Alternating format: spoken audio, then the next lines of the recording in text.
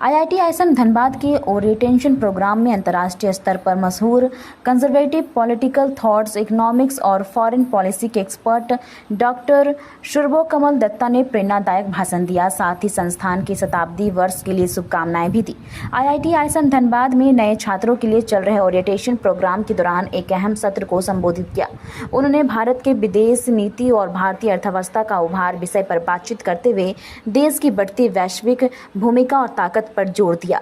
अपने भाषण में डॉक्टर दत्ता ने बताया कि कैसे भारत आज एक आर्थिक महाशक्ति बनकर उभर रहा है और आने वाले समय में खास तौर पर 2040 तक यह दुनिया की सबसे बड़ी अर्थव्यवस्था बन जाएगी। उन्होंने यह भी बताया कि ऑपरेशन सिंदूर के बाद भारत की छवि पूरी दुनिया में और मजबूत हुई है और अमेरिका जैसे बड़े देश में अब भारत की सैन्य ताकत को मानते हैं। उन्होंने कहा कि अगर कोई देश में फिर से भारत के खिलाफ गलत हरकत करता है तो इस बार जवाब और भी ज्यादा असरदार और बड़ा होगा। डॉक्टर दत्ता ने छात्रों को भारत की संस्कृति, विरासत, राजनीतिक सोच और तकनीकी विकास पर गर्व करने की बात कही और उन्हें देश के विकास में सक्रिय भागीदारी निभाने की प्रेरणा दी। युवा पीढ़ी की क्या जिम्मेदारी है और उसके साथ साथ देश को कैसे आगे लेके जाना है। अंतर्राष्ट्रीय लेवल पे भारत का अमृतकाल के दौरान जब विकसित भारत का जो 100 साल जब हम लोगों का आज़ादी का अमृत महोत्सव जब समापन समारोह जब संपन्न होगा, मिशन 2047 विकसित भारत, तो उस पे ये जनरेशन जो है, ये generation they will be the man of tomorrow उस बाय 2040 तो उनके कंधे पे क्या जिम्मेदारी है, देश को आगे और कैसे लेके जाना है और 2047 तक भारत को अंतर्राष्ट्रीय पटल पे नंबर 1 देश बनाना है और विकसित कैसे बनाना है, ना ही केवल आर्थिक दृष्टिकोण से, भौगोलिक और सामाजिक और सांस्कृतिक दृष्टिकोण से।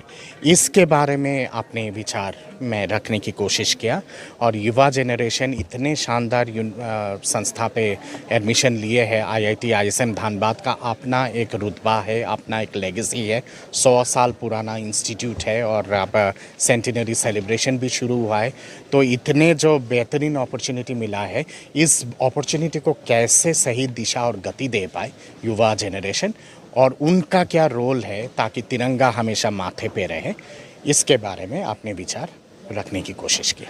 मैसेज यही गया है कि जब जब आतंकवाद या फिर आतंकवाद को जो संयोजित प्रायोजित वे में जो लोग एक तरह से पुरस्कृत करते हैं, एक तरह से मदद पहुंचाते हैं और जिस कोई भी देश का अगर आतंकवाद अगर उसका स्टेट डॉक्ट्रिन हो, तो ऐसे देश, ऐसे समाज, ऐसे सरकार जो सड़क के उस पार है, जो आतंकवाद को एज ए स्टेट मशीनरी के हिसाब से पूरा चलाने की कोशिश करता है, ना ही उनको चेतावनी था ऑपरेशन सिंदूर। अभी तो सिर्फ हमने कहा कि अभी तो केवल एक छोटा सा ट्रिगर को दबाए हैं।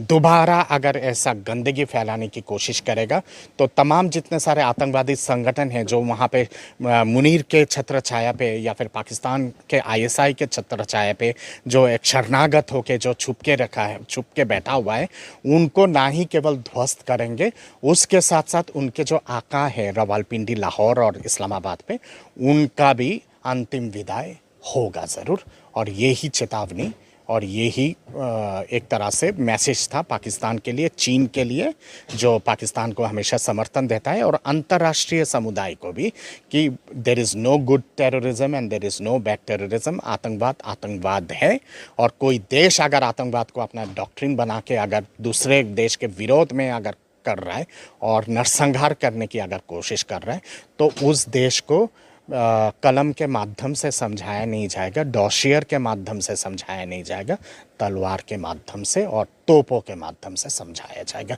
दोबारा अगर गंदगी फैलाएगा तो जब भी गंदगी अगर फैलाने की कोशिश करेगा, मैं नहीं चाहता हूं कि ऐसा गंदगी दोबारा हो पहलगाम जैसा, और ईश्वर से प्रार्थना है कि कहीं पर भी ऐसा गंदगी ना हो।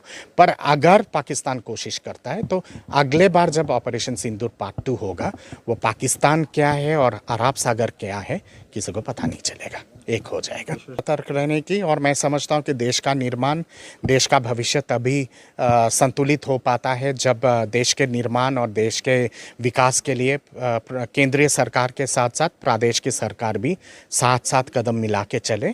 मैं दावे के साथ कहता हूँ और मैं मानता हूँ कि चाहे सत्ता किसी भी पार्टी के उस पे क्यों ना हो और कोई भी पार्टी सत्ता क्यों ना चला रहा हो, चाहे वो केंद्र में दूसरी पार्टी की सरकार या फिर झारखंड में, बंगाल में, केरल में दूसरे पार्टी की सरकार, देश के निर्माण के प्रोसेस में और समाज के निर्माण के प्रोसेस में और युवा और नारी शक्ति के उज्जवल भविष्य के लिए मैं समझता हूँ कि ये तमाम जितने सारी चीज़ें हैं, जैसे आर्थिक विकास हो गया, सामाजिक विकास हो गया और विदेश नीति हो गया, इस पे एक आम राय बनाना बहुत आवश्यक है और आम राय लेके ही चलने की ज़रूरत है। कोई भी देश का एकदम होलिस्टिक विकास तब तक नहीं हो पाता है जब भी किसी देश का कोई हिस्सा अगर वंचित रहे और अगर पिछड़ जाए। तो इसलिए प्रदेश के विकास भी उतना ही आवश्यक है विकसित भारत के लिए। मैं समझता हूँ कि जब तक विकसित बंगाल, विकसित केरला, विकसित मध्य प्रदेश, विकसित गुजरात, विकसित झारखंड, विकसित छत्तीसगढ़, विकसित जम्मू कश्मीर नहीं होगा, तब तक विकसित भारत मिशन 27 भी पूरा तरह से और पूर्णतः सही तरह से लागू नहीं हो पाएगा और कामयाब नहीं हो पाएगा। कामयाब होने के लिए विकसित भारत का मिशन 2047 के लिए सारे प्रदेशों का भी उतना ही प्रगति और उतना ही डेवलपमेंट की आवश्यकता है। धनबाद में पहली बार ऐसा स्टील फर्नीचर जो दिखने में भी रॉयल और मजबूती में भी दमदार।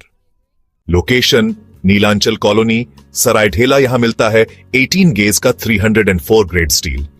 सिर्फ नाम का नहीं, असली क्वालिटी का दम। और सबसे बड़ी बात, पीवीडी कोटिंग के साथ 50 साल की गारंटी।